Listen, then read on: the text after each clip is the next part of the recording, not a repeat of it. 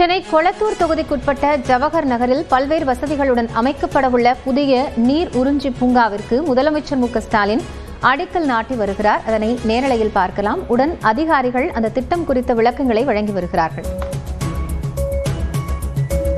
கூடுதல் தகவல்களோடு செய்தியாளர் அபினேஷ் இணைந்திருக்கிறார். அவரிடம் பேசலாம். அபினேஷ், இப்போ இந்த திட்டம் வந்தா எந்த மாதிரியான பலன்கள் இருக்கும்? தகவல்கள்.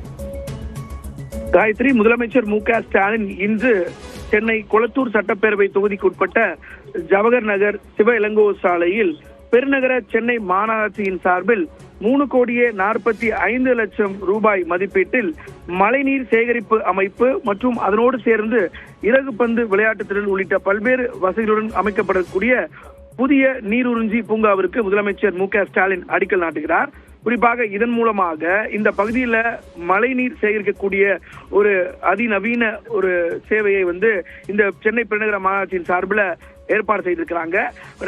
அந்த வாட்டர் சக்கிங் பாயிண்டாகவும் அதே நேரத்தில் இந்த ரெயின் வாட்டர் ஹார்வெஸ்டிங் ஒரு புதிய டெக்னாலஜி மூலமா 3,45,00,000 ரூபாயில இதை எஸ்டிமேட் பண்ணி இன்றைக்கு அதை முதலமைச்சர் மு.க.ஸ்டாலின் அடிக்கல் நாட்டார். முன்னதாக அதிகாரிகள் இந்த திட்டம் குறித்து முதலமைச்சரிடம் எடுத்துரைத்து வரக்கூடிய அந்த காட்சிகளை பார்க்கிறோம்.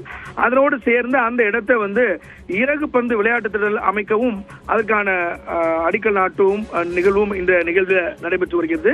தொடர்ச்சியாக அடுத்தடுத்து 2 நிகழ்வு இதே ஜவஹர் நகர் கொளத்தூர் சட்டப்பேரவை தொகுதிக்கு உட்பட்ட பகுதியில் திட்டமிட்டிருக்காங்க. அதோட முதல் நிகழ்ச்சியாக 3,45,00,000 ரூபாய் மதிப்பீட்டில் இந்த மழைநீர் சேகரிப்பு அமைப்பு மற்றும் இறகுப்பந்து விளையாட்டு திடலுக்கு முதலமைச்சர் மு.க.ஸ்டாலின் அடிக்கல் நாட்டுகிறார். அதன் நேரடி காட்சிகளை பார்த்து வருகிறோம். காயத்ரி, நன்றி அபினேஷ், விவரங்களை வழங்கியமைக்காக.